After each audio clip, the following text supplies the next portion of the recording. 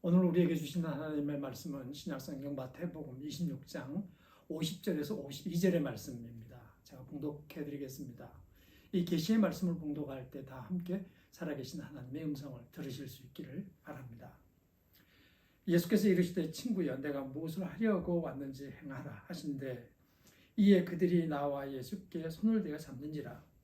예수와 함께 있던 자 중에 하나가 손을 펴 칼을 빼어 대제사장의 종을 쳐 그 귀를 떨어뜨리니 이에 예수께서 이르시되 내 칼을 도로 칼집에 꽂으라. 칼을 가지는 자는 다 칼로 망하느니라. 아멘. 예수님께서 겟세마네 동산에 기도하러 가셨습니다. 그리고 기도가 다 끝났을 때에 대제사장의 무리가 보낸 사병들에 의해서 예수님께서 붙잡히게 됩니다. 이 본문은 그 붙잡히는 과정에 있었던 일을 소개하고 있는데요. 예수님 곁에 있던 사람 중에 한 명이 칼을 뽑아가지고 예수님을 잡으려고 하는 무력으로 잡으려고 하는 사람들에게 휘두르게 됩니다. 그때 한 사람이 귀가 땅에 떨어졌다. 이제 이게 오늘 성경에서 기록하고 있는 말씀이죠. 우리가 읽은 이 마태복음과 달리 요한복음은 그 칼을 뽑은 사람이 베드로였고 그리고 그 종의 이름이 말고였다 이렇게 기록하고 있습니다. 그러면 도대체 마태는 사람들을 몰랐을까요? 그리고 요한은 알았을까요? 아닙니다. 마태도 요한도 다 알고 있었던 거죠. 그러면 왜 마태는 지금 실명을 얘기하지 못하느냐? 아직까지 현상 수배 중이었던 거죠. 그러니까 그리스도인들을 박해한 사람들이 여전히 눈 시퍼렇게 돼가지고 아주 예수 믿는 사람들을 잡아 죽이려고 생각하고 있었고 그때 베드로와 또 그 일행들에 대하여 그 책임을 물으려고 생각을 하고 있었습니다. 그러면 요한이 이 편지를 쓸 때는 왜 그게 가능했을까요? 실명을 쓸 수 있는 이유가 무엇이었을까요? 그게 연대기하고 관계가 있습니다. 요한복음은 기록된 것이 보통 AD 80년에서 90년경이라고 봅니다. 마태복음은 언제쯤일까요? 58년에서 68년경이라고 보거든요. 그러면은 지금 현재 58년, 68년경에는 지금 실존 인물들로 있는 거죠. 그런데 요한이 이 편지를 쓸 때 80년, 90년경에는 실존 인물들이 다 죽은 겁니다. 그러니까 실명을 얘기해도 되는 상황이 됐던 거죠. 칼 든 사람은 베드로였고 귀가 잘린 사람은 말고였습니다. 그래서는 이 사건으로 끝나는 게 아니고 예수님께서 뭐라고 얘기하시냐면 지금 예수님께서 잡혀가는 이 사건이 아버지께서 주신 잔이다 이렇게 얘기합니다.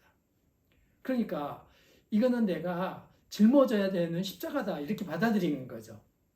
그러면서 지금 예수님을 붙들어 가는 사람들이 성경에 기록된 것들을 하고 있을 뿐이다 이렇게 얘기를 합니다. 예수님은 꼭 마셔야 될 잔이라고 여기고 이 사건을 받아들인 것이죠. 그러나 분노한 제자들은 칼을 뽑았고 베드로는 칼을 내리칩니다. 그때 예수님께서 하신 말씀이죠. 칼을 가지는 자는 다 칼로 망하느니라. 여러분 이 칼이라고 하는 것을 그냥 물리적인 칼로 얘기할 수도 있겠습니다만은 이걸 폭력이라고 하는 개념으로 얘기하는 게 더 맞지 않을까 싶습니다. 폭력을 쓰는 자들은 결국 폭력으로 막한다 이런 얘기가 되는 거죠. 폭력을 즐겨 사용하면 그게 공권력이 됐든지 아니면 개인적인 감정에 의한 폭력이 됐든지 그걸 계속해서 무리하게 사용하는 사람들은 자기가 부메랑을 맞게 돼 있다 이런 말씀이랍니다.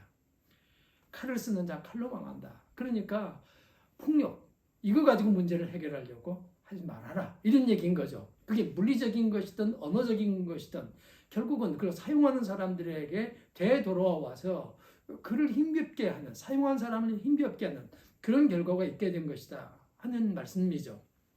여러분 폭력이 가장 흔하게 사용되는 곳이 어디라고 생각하십니까? 놀랍게도 우리나라는 이게 공권력이 아니라 어떤 집단에 의해 가지고 무리하게 사용되는 폭력일 때가 종종 있습니다. 너무나도 가슴 아프게 말이죠. 그것은 우리가 역사, 이 소위 근대사, 근현대사를 공부하면서 되게 가슴 아프게 생각하는 일들이 대부분 다 여러분 공권력하고 관계 있는 폭력의 행사였습니다. 그리고 폭력이 또 아주 쉽게 사용되는 곳이 있습니다. 어딜까요? 네, 가정입니다. 집에서 폭력이 쉽게 사용이 되는 거죠. 부모에게 자식은 선물입니다. 하나님께서 우리에게 주신 너무나도 귀한 선물이죠. 우리는 이 귀한 선물을 위탁을 받았습니다. 이 자식들은 언젠가 커서 기업이 될 거예요. 그러니까 이 자녀들을 잘 기르는 것은 부모의 책무라고 얘기할 수 있습니다. 근데 말로 꾸짖다가 변화가 오지 않으면 쉽게 폭력을 사용합니다. 부모의 마음에 들지 않는다는 이유만으로 아이들을 때리기도 합니다. 너무나도 많은 가정이 그런다는 것에 대해서 저는 정말로 놀랐습니다. 사회적 지위하고 별 관계가 없더라고요. 그분의 경제적 수입하고도 별 관계가 없더라고요. 가난하고 못 배운 사람들만 때릴 것 같죠? 천만의 얘기입니다. 돈을 많이 버는 사람들, 사회적 지위가 높은 사람들도 자녀들을 때리는 것을 너무 쉽게 생각을 하는 겁니다. 여러분, 어떤 사람들은요, 아이를 때리는 것을 성경적인 근거를 대면서 얘기합니다. 성경에 초다를 아끼지 말라고 했다는 겁니다. 네, 그런 기록이 있습니다. 근데 잠언이라고 하는 책은 고대 근동에 떠돌던 지혜 문서의 편집입니다. 오늘 지금 말씀하시는 분은 하나님이세요. 성자 하나님, 예수 그리스도께서 폭력을 쓰지 말아라. 이렇게 지금 얘기를 하고 있는 겁니다. 그렇다면 우리는 이 예수님의 말씀을 따라서 폭력을 쓰면 안 되는 것이죠. 어떤 일이 있어도 때리는 것은 안 되는 겁니다. 폭력은 다시 폭력을 부르기 때문입니다. 맞고 자라는 아이, 때리는 사람이 됩니다. 이 저주의 사슬을 끊어야 한다면 누가 시작해야 되겠습니까? 우리 그리스도인들이 시작을 해야 되는 것이죠. 맞고 자라는 아이들의 내면에는 깊은 상처가 있습니다. 그래서 이 아이들은 자신감이 없어요. 다른 사람이 눈치를 봅니다. 쉽게 우울감에 빠지게 됩니다. 이게 쉽게 치유가 되지 않아요. 그래가지고는 이게 그 아이 안에서 굉장히 못된 짓을 많이 하게 되죠. 저주의 사슬이 됩니다. 성도 여러분, 아이들 때리지 마시기 바랍니다. 만약에 때리셨으면 아이들에게 정말 잘못했다고 얘기하셔야 됩니다. 혹시 이런 예를 들어도 될지 모르겠습니다. 여러분, 아내가 남편이 돈을 적게 벌어가지고 온다고 뺨을 후려치면 어떻게 될까요?